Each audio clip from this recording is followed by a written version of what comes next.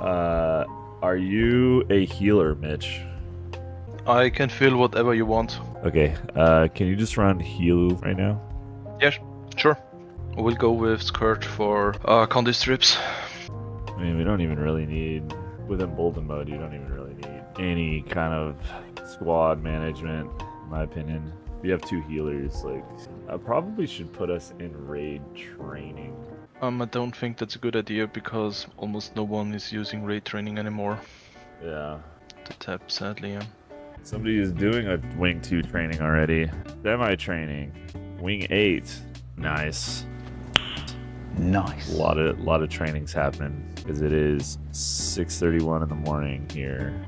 I should set up multi-boxing so that way I can show you what North America looks like. I'm also on my EU account, my alt account here, which I am 19 LI short from being able to make my legendary armor on this account. I liked it so much I did it twice. Looks like people are joining now, which is good. But for the block we would have also So it looks like we got mushrooms. This seems like a pretty experienced raid training if people are already rogering having mushrooms. My explanations are brief and without too many questions. After this run, just so that way you guys are aware, depending on how long it takes, we'll probably swing over to a different wing. Oh yeah, this dude definitely needs a raid training. The legendary conqueror of Ceres. We could do wing 5 if you guys want to.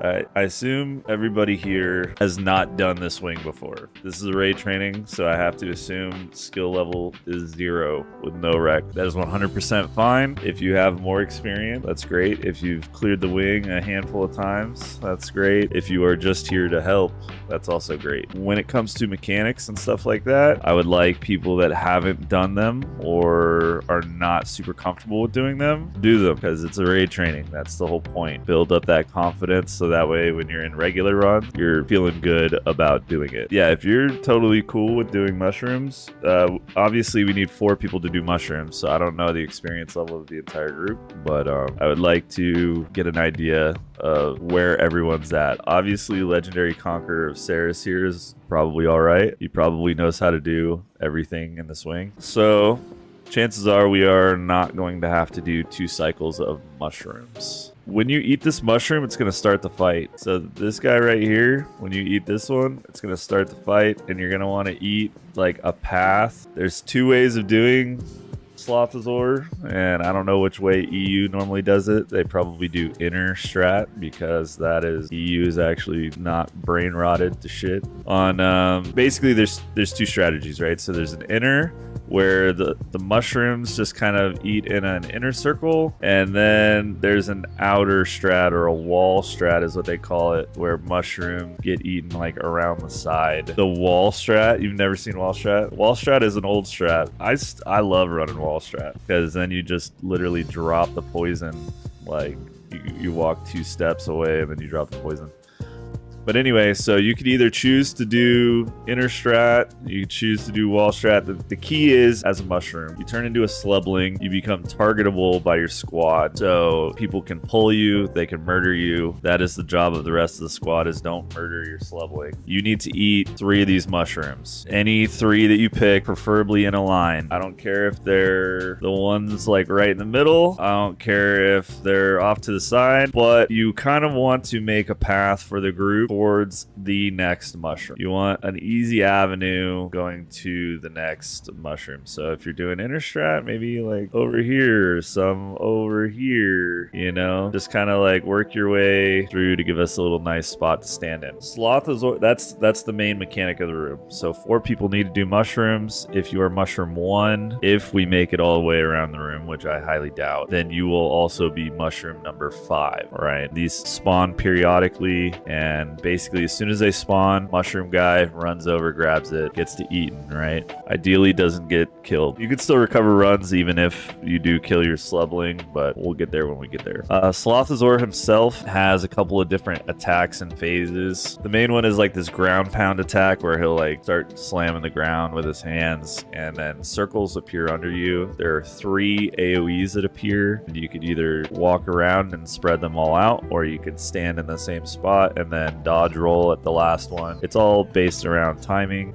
You'll get used to that. Last one is basically last two, he has a break bar phase. You can't do any damage to him while he's in his slumbering CC phase. So just CC him as fast as you can. After, I believe it's 50%, maybe it's 60%, he'll start to do shakes. They call them shakes. They call them coconut. Basically, a bunch of little balls come out of him, and they're like a ranged projectile, and they target you. They do a bunch of condition damage. After he wakes up, he'll do like a big yawn or a yell that fears you. Ideally, none of that will affect any of us because we have healers and we have Condi Cleanse and stun breaks. So really, the mushrooms are the main part. Let's get some pulls on this boss. I will call out when to go eat mushrooms. If you are an experienced mushroomer and you want to go eat whenever you want, go ahead. But yeah, I will say like, oh, mushroom 2 is up, mushroom 3 is up, go eat. If I tell you that it's up, that means it's time to go eat. Then I'll tell the group to not kill you, which sometimes they'll listen, sometimes they won't. All right, let's figure out if we're good or if we're bad. Once this ready check goes off, feel free to eat mushroom 1. Everybody is going to stay on me and do not rush to attack the boss. Let our mushroom 1 friend eat. Yep. Even I ate that. I got continuum splitted. So that's what happens if you eat a ground pound. Oh yeah, the poison. If you get this green skull on your head, just walk back the way we came and use the special action key to drop it on the ground. If you drop it on the group, it's no good. All right, there's the yell. All right, and if you are fixated, start walking down the path the mushroom guy made. Somebody dropped the poison right in the middle of the group. Mushroom 2 is up, and our mushroom dude is eaten, so don't pull. CC the boss. All right, start walking him down the path, guys. All right, bring him over here. He's gonna want to sleep. All right, we got to CC him now, guys. Yeah, we want to go over here. We got mushroom 3. Don't get ground pounded. But we probably want to stand like right where I'm at right now. This would be a good spot for him. Take that off the group. Very good. Mushroom 4 is up, and we're gonna need to CC him. Go ahead, CC. All right, start coming over towards me. We got coconuts. Res our homies. Don't get ground pounded. All right, mushroom 1. Go ahead and eat again. Actually, you don't have to.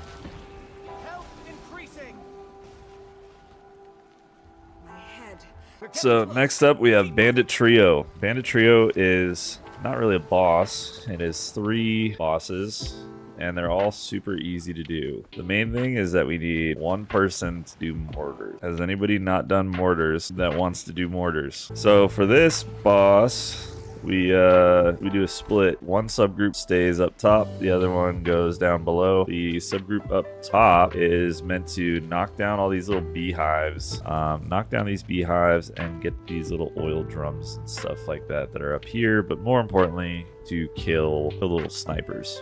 Now, the bottom group kills like the stuff on the main area right here, and then they catch aggro from all of this stuff like running around over here, and then they hide in the corner by the door to line of sight them, and it'll pull all these snipers that are on this like back wall over here down to the door for the group. So the main group is going to be up here, and then we're going to just kill everything and then knock the beehives down and then jump down, go to the door. Bottom group is just going to kind of clear the main area and try to get those snipers on that wall to the line of sight over to the door. The only real role here that needs to be accomplished is mortars, which basically it'll say there will be a big pop-up notification saying mortar strikes are incoming. You go over to this launch pad here, and you don't want to stand too close inside on the launch pad. Stand kind of like outer, because you will hit this if you stand too close. Kind of janky, but there's a sapper bomb, little bomb box right next to it. You just grab one, launch yourself up. The mortar guys come over here. They set up over here, and you basically need to have a lot of CC. So you just wait until their CC bar hits, you CC them, then you grab a bomb and you come back to the group. Anybody want to do mortars? All right, how about this? Both of you guys get to go do mortars. So the first one is, the first 2 times it happens, there's only 1 dude that shows up. The last time that it happens, there are 3 people that show up. So just literally wait for them to set up until their CC bar appears, and then just CC them. They're pretty low, like low DC requirement. All right, with that, squad 2, go ahead and jump down and do the bottom. and then squad or subgroup 3 will stay up top on it. But yeah, you just go CC them, and then you don't got to kill them. Grab some of these kegs. Just hang on to the keg. I'll tell you where to put it. All right, let's go stand in the wall. Everybody tighten up on the wall. See all these bandits running down. They want to come shoot us in the face because they can't see us anymore. Yeah, stay in the corner. Oh yeah, there are saboteurs. I'll explain that. There are wargs, which I'll explain that too. So if you have a keg, come put it right here and just use weapon swap. For Norelia later, these beehives you use on the first boss basically allow you to CCM, otherwise this CC phase is kind of quick. You can also use them on the beehive. You can use them on the cage to prevent saboteurs from doing bombs in the later phase. This guy hates bees, so you throw bees on him. All right. So now it's just kind of a cleanup time. So we want to kill stuff. There is a saboteur coming in with a big red X mark. That guy. Anytime you see one of those, you want to try to kill them. You want to prioritize them. They will go to the cage and they will pop a special action key similar to the mortar people, and then you can CC them, but you could always just kill them before they even get there. So the next spot that we're going to stack is over here. That's going to be coming up here pretty soon, but for the most part we don't want to go over there just yet. We want to defend the cage. All right, mortar strikes, mortar team, and it's about to be time for arrow. So kill that group and then come stack at arrow. The wargs are getting opened up by our... All right, arrow, arrow, arrow, arrow. It is very important you stack at arrow because this dude likes to teleport all around, and you do not want him anywhere near the cage. If he starts coning the cage, he has a giant cone. If he gets over there, he will like really fuck up the cage. He also hates wargs, so all the little warg interactables that you have around the arena, that is where you open the warg cages. I don't even know why I train raids on EU, dude. You guys already know what to do. I train on NA only, then Mitch won't be able to play with me. All right, so we got a saboteur. Yeah, Justine, Morning Gaming is treating me well. I don't know if you're still here. I'm busy training, busy talking people on Discord that don't talk back. All right, so Norelia is about to spawn, or Norella, whatever her name is. She spawns right here. Big thing is she has like fire tornadoes that kind of jack you up. You use the pegs on her. Stability is nice though. You still run mortars and everything. All right, and it's dead. Congrats. You come, use a little launch pad, and you glide across. What did you guys think of mortars? How was it? Pretty easy, huh? Yep. There's nothing to be scared of. This is like a little mini phase. We gotta just run through here and kill all the little bandits, and then we will be at Matthias. Yeah, you definitely need more CC. I know most classes don't have too hard of a time. I typically run Rev, like Herald. I would run Renegade, CC, Summon. You could like position it so that way you could hit all three of the guys. Oh, nice.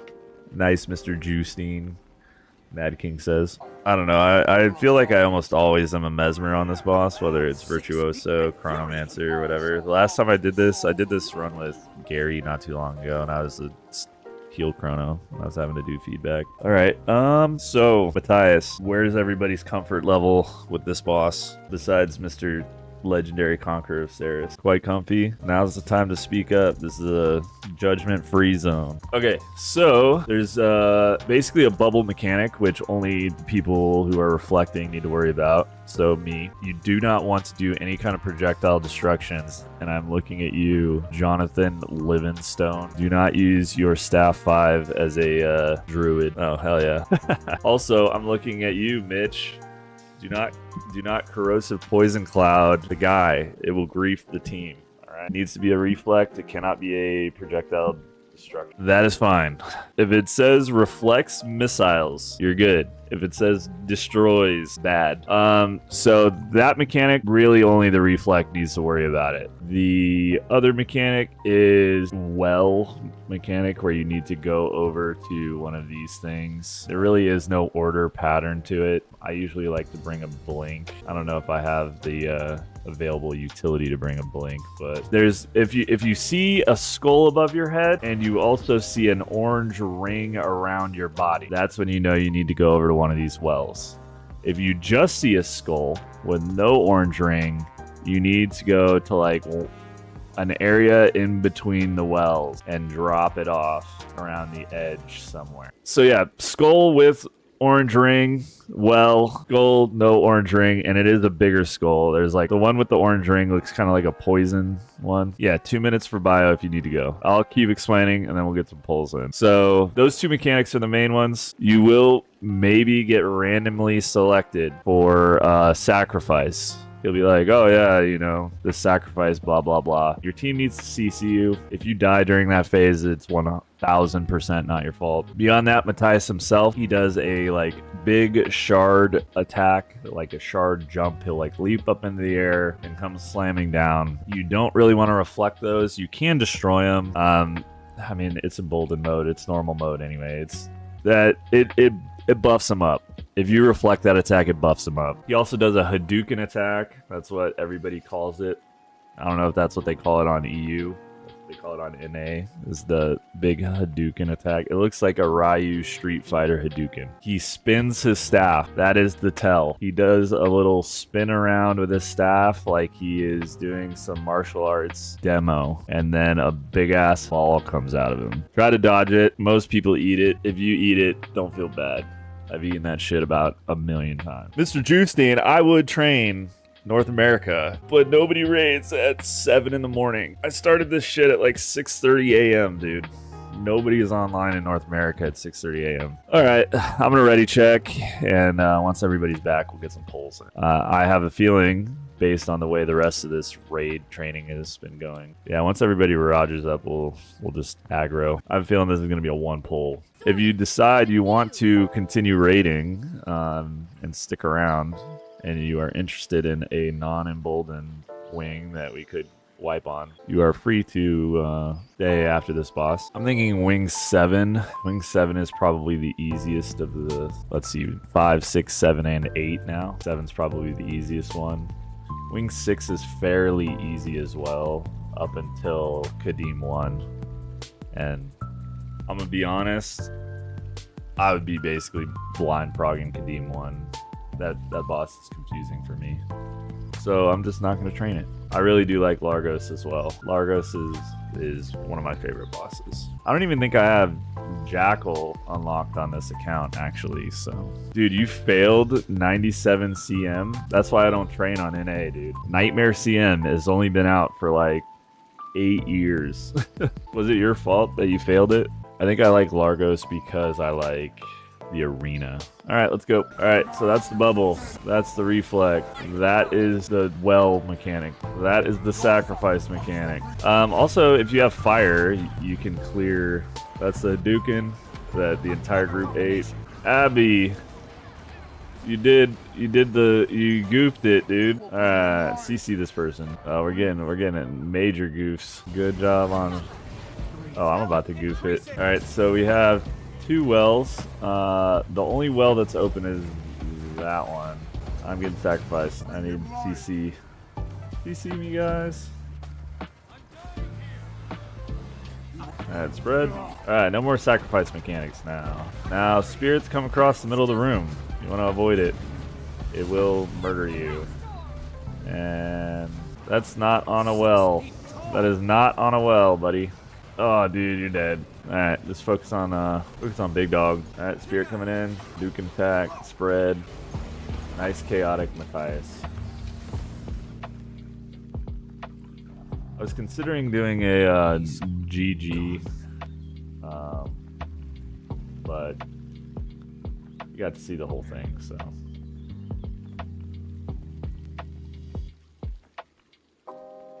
Alright, so who wants to do another wing?